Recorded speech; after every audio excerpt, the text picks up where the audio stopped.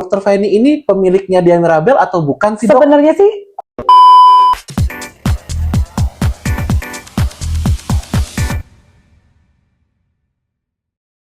Baik, jadi tadi menarik banget nih dok, dokter ngebahas tentang Fave gitu ya, tentang aplikasi voucher gitu ya dok ya, di mana Dia Mirabel ini menjadi pioneer gitu yang pertama untuk masuk di aplikasi tersebut dan juga menghadirkan paket combo gitu kan ya. Nah mungkin pertanyaan yang pengen kita tahu juga atau yang menjadi penasaran kita adalah sebenarnya titik baliknya Dia Mirabel yang akhirnya bisa dibilang menjadi orang cukup kenal, menjadi pasiennya lumayan banyak, itu di mana tuh dok? Kalau boleh tahu dok, titik baliknya. sebenarnya sih kalau ditanya apakah ada satu benar-benar momen khusus, itu nggak ada satu big moment gitu ya. Jadi itu kolektif dari small moment, karena saya yakin trust orang, kemudian loyalitas pasien gitu nggak bisa kita dapatkan hanya dari satu momen besar khusus. Itu seperti snowball menurut saya, pelan pelan pelan, karena dari yang awalnya mungkin orang ragu,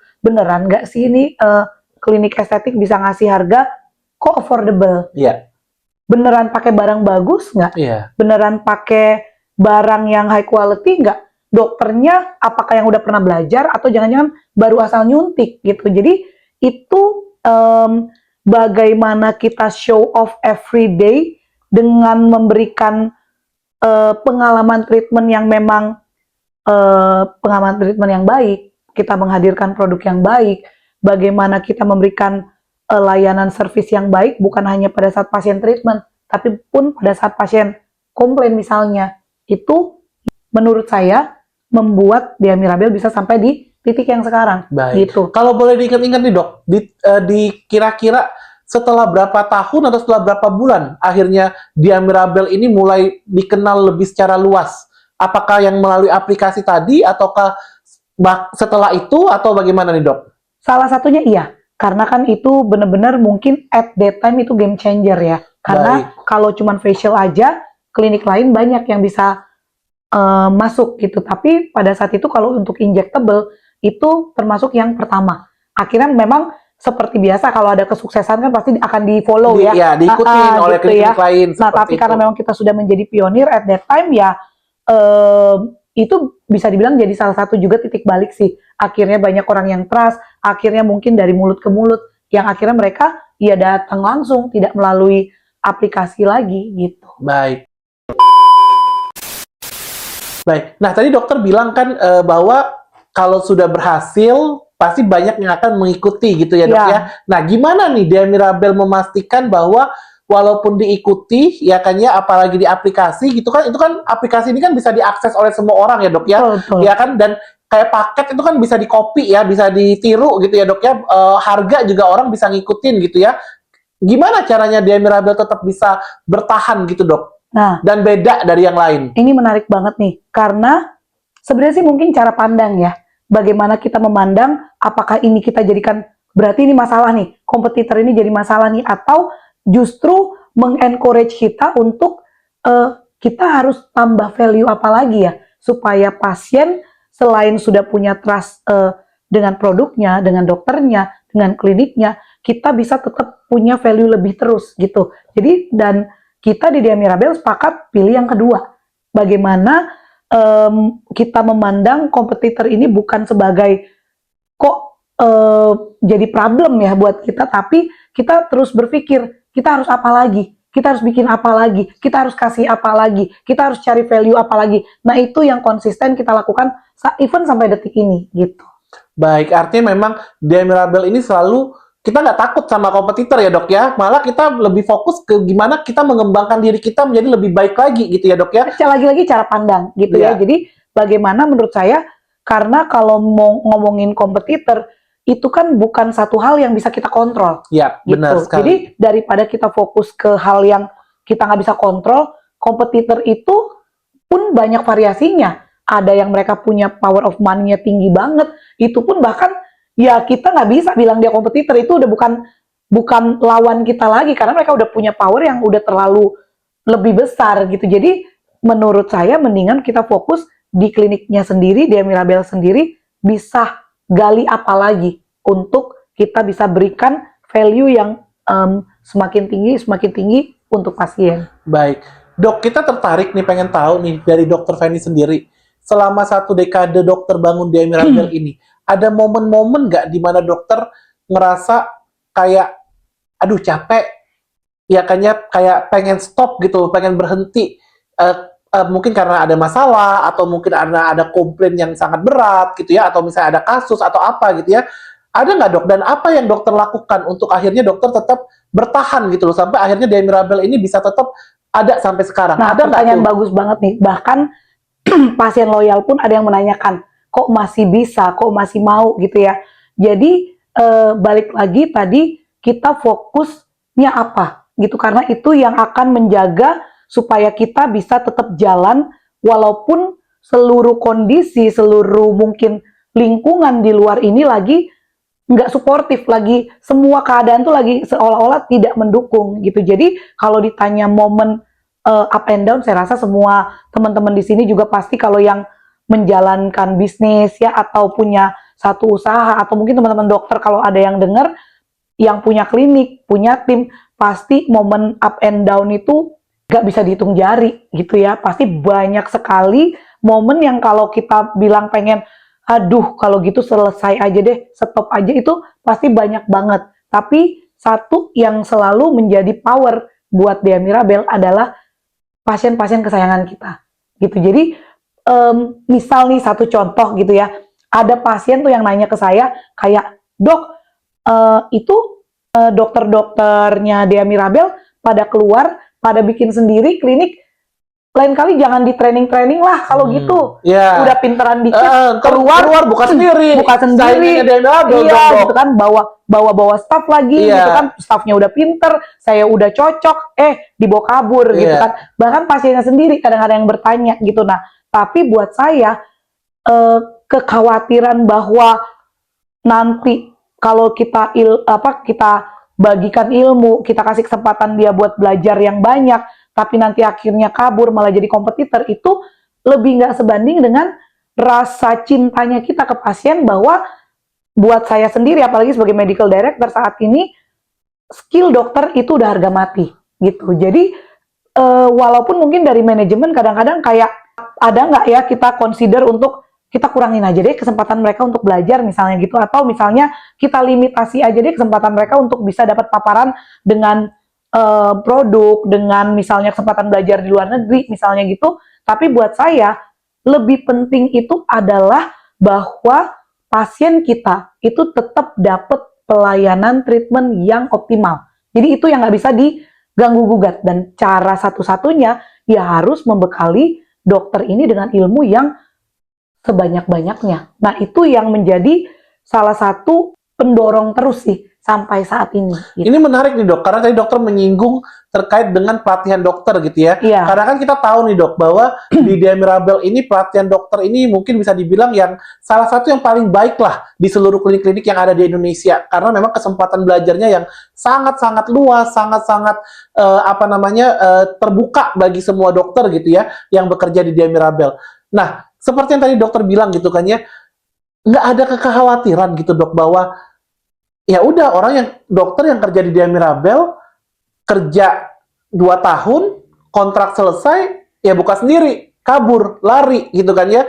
Nggak ada rasa, ya udahlah kalau gitu bikin dokternya biasa-biasa aja deh. Ya kayaknya tadi kan dokter sharing bahwa memang itu kan fokus ke pelanggan gitu ya dokter, karena memang fokus kepada member-member untuk memberikan yang terbaik. Tapi sebenarnya ada rasa ketakutan nggak sih dok, bahwa suatu saat nanti dokter-dokter ini kalau udah pinter, bahkan bisa lebih pintar dari saya gitu? Nggak ada sama sekali, karena memang buat saya selama kita memang punya satu fokus yang baik, saya rasa sih itu harusnya nggak menjadi masalah gitu. Karena gini, kalau misalnya kita cuman mikirin nanti dokter A, dokter B, dokter C udah pinter jadi kompetitor, buat saya sama seperti konsep yang pertama tadi, bagaimana kita melihat kompetitor misalnya menjadi follower gitu ya, niru bahkan dengan sama persis pun konsep Dea Mirabel, itu buat kita justru adalah menjadi salah satu konfirmasi bahwa yang kita lakukan di Dea Mirabel ini udah benar. Oke. Justru jangan Jadi penyemangat ya dok justru ya. harus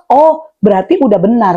Udah on Gitu. the right track, bener Betul, itu ya. misalnya let's say banyak yang bilang kok terlalu murah gini. Kadang-kadang misalnya merusak harga nggak tuh, merusak pasaran nggak tuh atau apa. Tapi dengan melihat makin maraknya kompetitor yang justru menjiplak persis bahkan mekanisme konsep paket, harga dan lain-lain, termasuk mungkin semua sistem yang sudah ada di klinik, itu berarti kita terkonfirmasi bahwa oh cara ini benar. Karena kan kalau cara ini salah, ngapain diikutin? Benar. Gitu. Artinya dokter malah merasa kita terkonfirmasi ini, bahwa oh cara kita ini benar gitu. Dan terus mengusahakan Dea Mirabel untuk selalu menjadi yang terdepan. Betul. Ya kan ya, Karena bukan malah jadi follower ya, Dok karena ya. seperti tadi saya bilang, kita fokus value apa lagi. Misalnya konsep harga udah diikutin, konsep paket udah diikutin. Ya kita memang udah nggak berkutat di situ lagi. Gitu. Cari lagi yang baru kita lagi ya, Dok ya. value lain yang kita tetap fokusnya ke konsumen. Baik, baik. Ini menarik banget nih, karena ya kita tahu Dok, sekarang klinik kecantikan tuh banyak banget gitu Dok ya. Bahkan sekarang beda satu ruko udah klinik kecantikan. Ya kayaknya kalau dulu katanya kalau ruko kosong itu diambil oleh yang jualan minuman gitu ya, atau jualan es krim. Kalau sekarang katanya ruko kosong diambil oleh klinik kecantikan gitu ya. Tapi mungkin ini yang kita pengen tahu juga nih dari Dokter Feni gitu ya.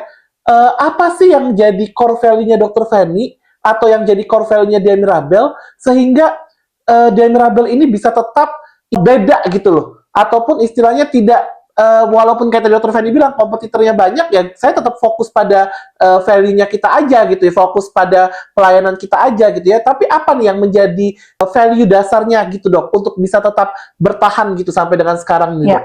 Jadi sebenarnya kalau ngomongin core value, kita mungkin teman-teman kalau pasiennya Dea Mirabel sekarang mungkin pasti mulai familiar ya, karena di klinik-klinik udah mulai dipasang bahwa value Dea Mirabel itu berasal dari yaitu tadi kata change. Satu pertama utama itu adalah kesempatan gitu. Nah, dari kata change ini itu dia kembangkan lagi gitu ya. Misalnya sesimpel bahwa fokus utama kita adalah konsumen gitu ya. Bagaimana kita bisa memberikan pelayanan terbaik yang bukan hanya sekedar transaksional. Nah, itu yang mungkin kadang-kadang sekarang sulit dicari. Itu yang mungkin sampai saat ini bisa dibilang membedakan Dea Mirabel dibanding klinik-klinik lain di luar sana. Nggak banyak gitu ya, Dok ya? banyak. Bahwa kita mulai dari staff, kemudian OG, kemudian tim dokter, kemudian manajemen, itu kita bikin budaya bahwa kita melihat pasien itu bukan sebagai ATM berjalan gitu yang datang saya bisa tarik seberapa banyak dari orang ini gitu, tapi we treat them itu as a human yang dimana kalau kita men-treat manusia tentu sebagaimana kita mau diperlakukan gitu. Jadi kita treat bukan hanya problem seperti yang tadi saya bilang, oh mau filler dagu ya udah kita cuma lihat dagunya, tapi kita lihat dia ini sebagai keseluruhan manusia.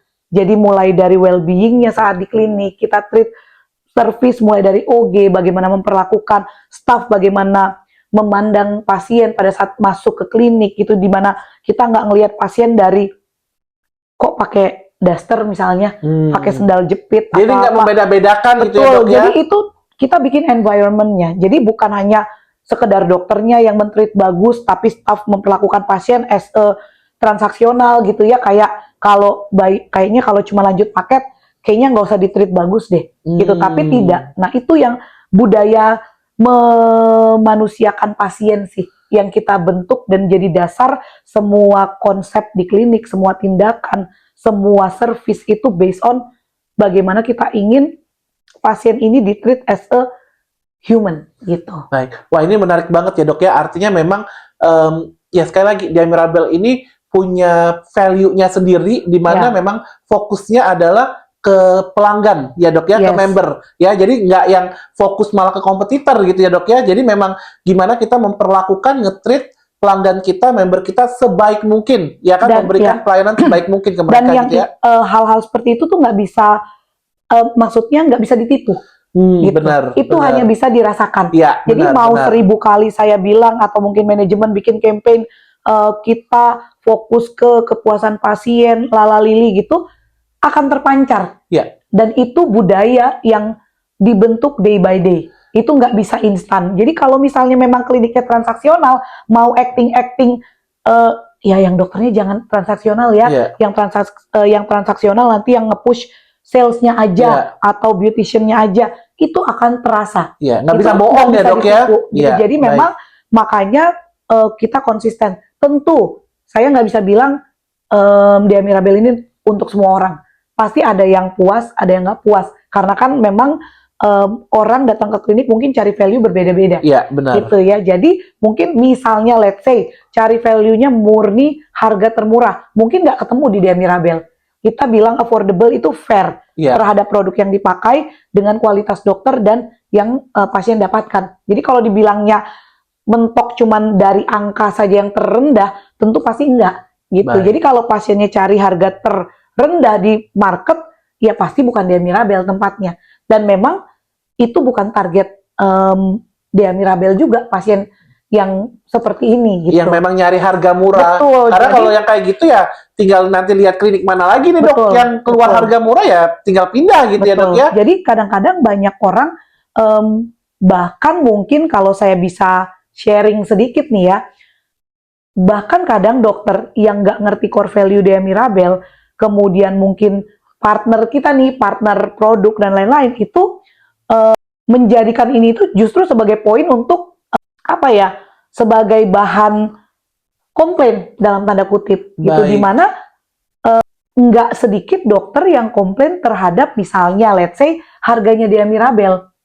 Gitu loh, kok begini, kok kurang ini, kok begini dan lain-lain gitu. Jadi malah mereka ngerasa Dia Mirabel ini ngerusak gitu ya dok ya. Betul. Jadi nggak banyak memang yang bisa ngerti konsep core value-nya klinik. Nah ini memang PR kita gitu, untuk day by day kita remind lagi ke seluruh staff, mulai dari staff-staff yang paling rank and file gitu ya, OG, kemudian staff admin, beautician, dokter, manajemen, untuk supaya core value ini tuh yang ya memang bisa terpancar dan untuk mereka bisa paham bahwa ya memang dok, kalau memang dokter mau carinya klinik dengan supaya dokter komisinya cepat dapat banyak, tidak bisa di Dia Mirabel gitu. Karena kalau di Dia Mirabel kita konsepnya bukan untuk mencari profit sebanyak-banyaknya.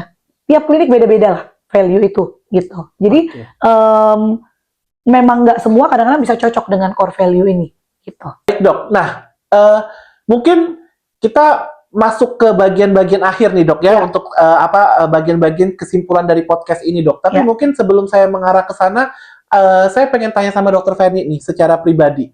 Ini kan dokter Feni udah istilahnya menahkodai Dia Mirabel 1 dekade dok, 10 tahun. Ya tadi kan dokter juga bilang banyak ups and down gitu ya. Tapi kita pengen tahu nih, sahabat-sahabat Dia Mirabel juga mungkin penasaran gitu. Ada nggak sih momen yang dimana dokter Feni bangga gitu loh dengan Dia Mirabel ini? Dengan mungkin pencapaian atau mungkin ada suatu milestone tertentu gitu loh dalam 1 dekade ini yang bagi dokter Feni gila, saya nggak nyangka Dia Mirabel bisa sampai di titik itu gitu. Boleh di-share nggak dok momen-momen pencapaian itu dok? Ya, sebenarnya gini, kalau ditanya apakah ada satu titik yang bikin wah bangga banget nih dengan momen ini, pasti tidak mungkin satu momen. Sebenarnya even sesimpel bahwa sampai hari ini Dia Mirabel masih bisa berdiri, berjalan, memberikan pelayanan pun, itu adalah satu pencapaian yang saya bilang belum tentu semua klinik bisa sampai di titik hari yang kesekian. Benar gitu banget ya. dok. Karena itu yang pertama. klinik 10 tahun itu kayaknya di seluruh Indonesia mungkin hanya top 2% saja kali ya. Tentu mungkin belum jadi klinik yang sempurna ya. Tapi tentu dengan segala banyaknya kekurangan, at least we still can manage gitu sampai bisa di titik yang hari ini. Belum lagi yaitu tadi yang pencapaian-pencapaian yang menurut saya seolah-olahnya kecil, tidak grande, tapi ini yang membuat saya jadi kayak wah, at least we did something right. Saat misalnya pasien merekomendasikan ke temannya, ke keluarga, tiba-tiba suatu grup pertemanan ini semuanya akhirnya treatment di Dia Mirabel, itu mungkin nggak grande, bukan pencapaian yang dapat trofi, tapi buat saya at least berarti we did something right. Sampai pasien ini bisa percaya untuk bawa keluarga, teman untuk treatment di klinik Dia Mirabel. Kemudian kalau misalnya kita flashback lagi, dulu itu kan memang bertahun-tahun Dia Mirabel dikenal dengan klinik yang harga treatment kan affordable ya. Iya. Sering banget dicurigai oleh semua orang apakah pakai produk yang black market. Iya, maksudnya produknya resmi nggak nih dari distributor Yes, asli nggak gitu. expire date-nya mungkin Udah mepet-mepet, expired, ya, gitu benar kan, gitu, Dok. atau banyak banget lah, which is wajar banget menurut saya. Justru memang pasien makin kesini harus makin kritis gitu ya, karena ini kan untuk kebaikannya mereka juga Benar, gitu. benar Jadi banget, Dok.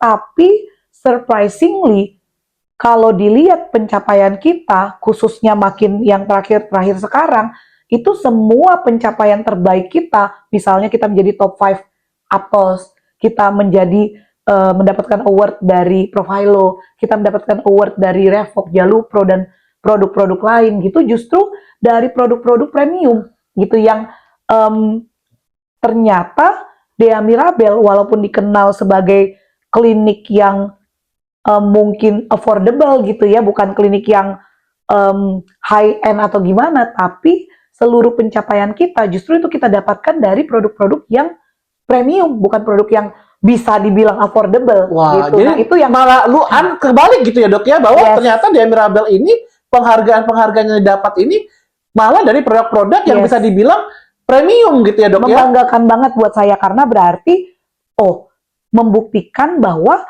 trust pasien ke Dea Mirabel bukan hanya untuk produk-produk second tier. Oke. Gitu. Jadi kan mungkin banyak orang di luar sana termasuk dokter itu khawatir. Iya. Kayak klinik Dea Mirabel ini dikenal affordable, ramah kantong gitu ya. Iya. Jangan-jangan nanti kita cuma bisa melakukan treatment yang murah-murah aja nih. Benar, gitu. Itu kan wajar, Iya, kekhawatiran yang wajar. Tapi dengan segala pencapaian kita, itu kita bisa membuktikan bukan hanya keluar, tapi untuk ke dalam juga bahwa kita itu terbukti bukan hanya dipercaya untuk melakukan treatment-treatment murah, Iya. tapi untuk treatment-treatment yang premium pun kita mendapat tempat nih. Wah. Gitu. Dan itu nggak gampang menurut saya. Jadi ini Gitu. salah satu momen yang menurut Dr. Feni yang pencapaian yang bisa betul. dibilang cukup membanggakan lah gitu Membanggakan ya, Dok, banget karena background tadi. Iya. Gitu ya. Bukan seneng karena wah dapat menggunakan Aptos terbanyak, bukan itunya sih Iya. fokusnya, tapi lebih ke bagaimana membuktikan bahwa kita dipercaya bukan hanya untuk melakukan treatment-treatment affordable tadi. Juga mungkin buat sahabat-sahabat Dea Mirabel bisa menjadi suatu fakta yang bagus nih ya, bahwa Dea Mirabel walaupun kesannya katanya affordable, tapi ternyata penghargaan yang didapatkan ataupun recognition yang didapatkan itu justru dari produk-produk yang bisa Iya. dibilang premium gitu ya, Dok Betul. ya. Artinya secara tidak langsung juga bahwa pasien-pasiennya Dea Mirabel, member-membernya Dea Mirabel ini juga menggunakan dan mempercayakan produk-produk premium Betul. ketika datang ke klinik Dea Mirabel gitu ya, tidak hanya mencari produk-produk yang istilahnya second tier ataupun produk-produk yang biasa-biasa aja ya, Dok ya. Yes. Dan itu membanggakan banget karena ternyata mematahkan asumsi gitu. Asumsi misalnya orang-orang yang belum kenal Dea Mirabel bahwa oh ini nih klinik second tier karena produknya murah. Jangan-jangan yang dipakai semua ya hanya Brand-brand produk yang murah, biasa gitu ya, Dok brand-brand ya. yang biasa gitu kan, nggak heran murah misalnya gitu. Jadi itu mematahkan semua pandangan bahwa hanya kuat di produk-produk second tier gitu. Tapi tidak terbukti ternyata ya karena bahwa kalau klinik bisa ngasih harga affordable, tapi memang produk dia ya semuanya second tier, ya wajar. Itu nggak biasa spesial. aja, benar, Betul, benar. tapi kalau klinik bisa dikenal affordable, padahal justru pencapaian pemakaian terbanyak kita adalah produk-produk premium, berarti kan itu yang spesial.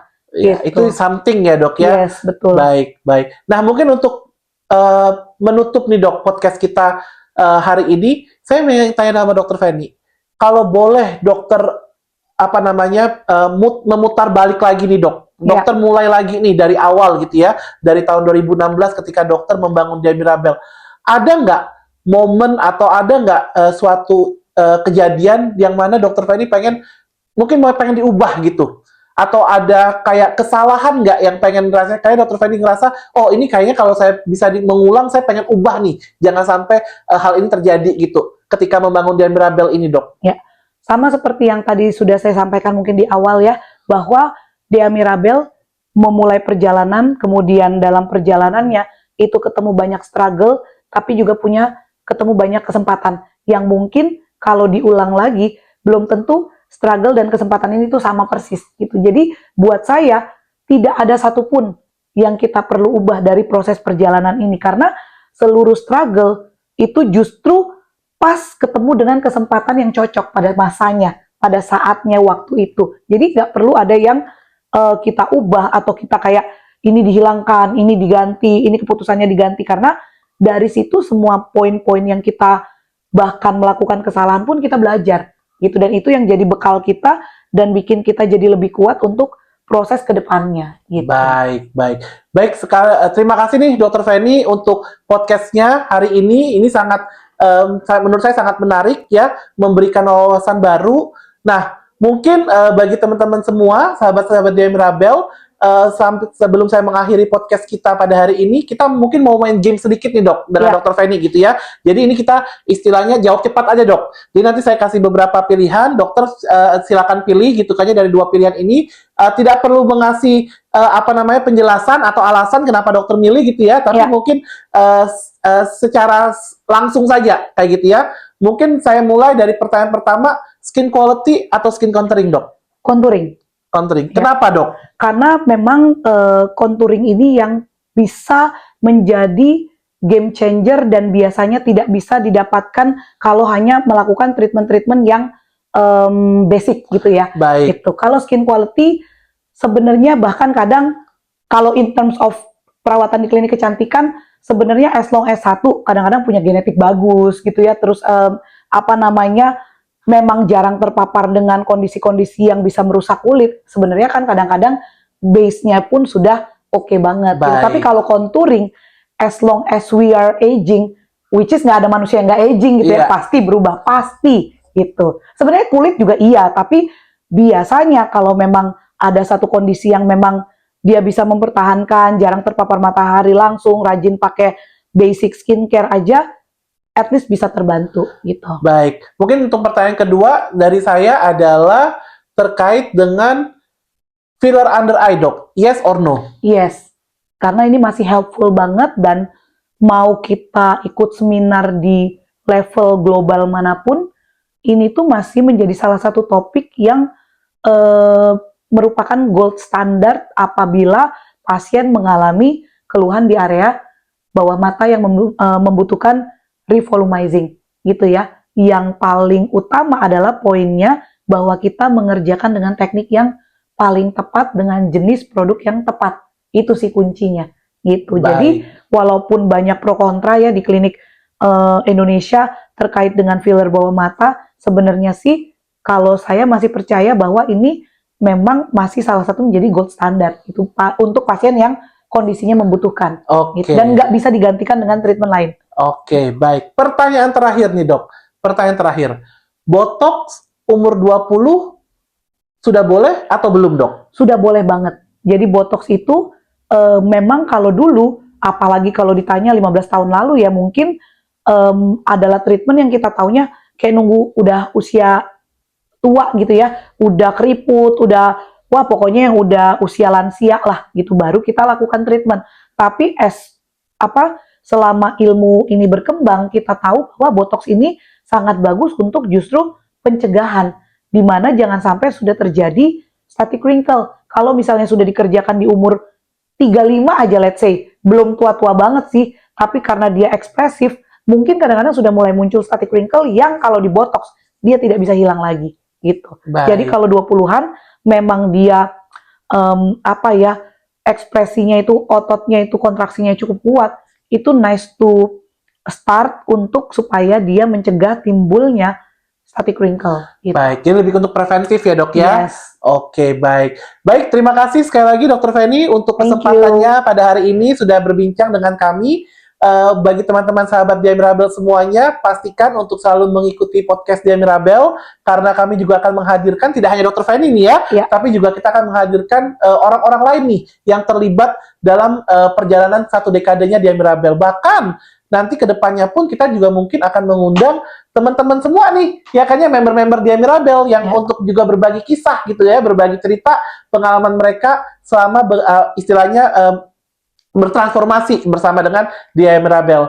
Akhir kata, saya akhiri podcast kita pada hari ini. Terima kasih semuanya yang sudah menonton dan pastikan untuk selalu mengikuti perkembangan-perkembangan, apalagi tahun ini Dea Mirabel merayakan 1 dekade pesernya gitu ya, 10 Akan tahun banyak anniversary ya. momen-momen Nah, spesial ya ini yang mungkin akan boleh kita di-share hadirkan. sedikit nih, Dok. Ya. Apa aja nih kira-kira program selama 10 tahun ini nih, Dok? Oke, jadi memang karena tahun ini merupakan tahun yang spesial ya, karena kita di tahun ini itu memasuki 1 dekade perjalanan dari Dea Mirabel, kita juga ingin memberikan satu yang spesial untuk pasien-pasien yang sampai hari ini itu masih setia untuk bertransformasi dengan Dea Mirabel gitu. Jadi kita akan banyak momen-momen spesial yang akan kita hadirkan, di mana kita mungkin akan mengundang teman-teman pasien loyal kita semuanya. Kemudian kita juga akan start untuk memulai program puzzle. Jadi nanti akan ada puzzle yang teman-teman semuanya kalau pada saat melakukan treatment itu bisa melengkapi sampai lengkap, dan itu akan bisa di-redeem menjadi treatment spesial pada saat Oktober nanti. Gitu. Oke, jadi masih banyak banget ya, Dok ya, Banyak banget. program-program 10 tahunnya Dea Mirabel.